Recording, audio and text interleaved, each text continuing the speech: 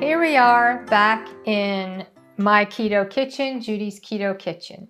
And today I have a variation on my egg white protein bread. I have a lot of different flavors that I make, and this one, both Dr. Carl and I really like this. It's banana. We do Precision PSMF 3 days a week and have for the past 4 years. We're both below or at our high school weight. And every 6 months in January and June, we open up our Precision PSMF course, and where we give support and teach people how to use this as a lifestyle for weight management. And I'm using it for weight management now since I don't have any more weight to lose. But to get to the banana bread, I always make a double batch because I end up making this like every other day. We have it after dinner every night. But I'm going to give you the ingredients for 1 loaf, and that would be 6 egg whites. And to that, once again, since I make it so often, I weigh out my egg white powder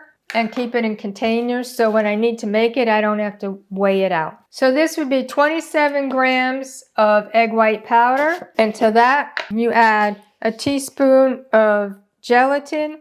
Yes, gelatin. Gelatin improves the consistency so much. A lot of people complain about styrofoam tasting. Since I've been putting gelatin in, there is no styrofoam taste. I use liquid flavored stevia. I'm using vanilla flavored. This is Now brand Better Stevia. If you've watched other of my videos, the only granular sweetener we can use is xylitol, but we prefer to use stevia as much as possible. And I'm just adding all the ingredients. And what I do is, so I don't get all these lumps, I just try to stir in the egg white powder as much as possible.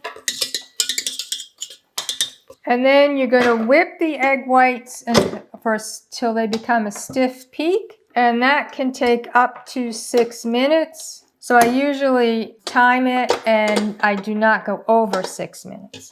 We're going to whip that for at most 6 minutes.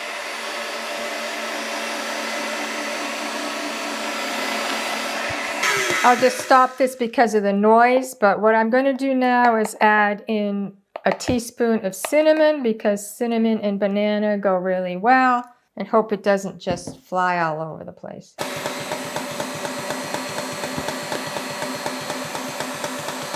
So now I'm going to add the banana flavor. Again, that was a half a teaspoon of cinnamon per loaf, and one time I put the extract in before I whipped the egg whites, and the egg whites did not whip up at all. So now I put the extract in just when they're almost at a stiff peak, so that I don't lose all of the fluffiness. And what I usually do is I'm using my fingers again, but just getting as much of the batter that I can. And then I'm going to put it into a silicone loaf pan, bake it 325 degrees for 30 minutes, and that's 325 degrees Fahrenheit. And then I like to smooth it out to make sure it gets all in the bottom. Sometimes you will get pieces of egg white powder that don't mix in on the bottom. Try not to add those, because they tend to get a little hard. So I'm going to put this in the oven for 30 minutes, but we don't have to wait because I have some already made. What I normally do is I make my bread, I shut the oven off, and I leave it in the oven overnight, actually. I used to leave it in for an hour.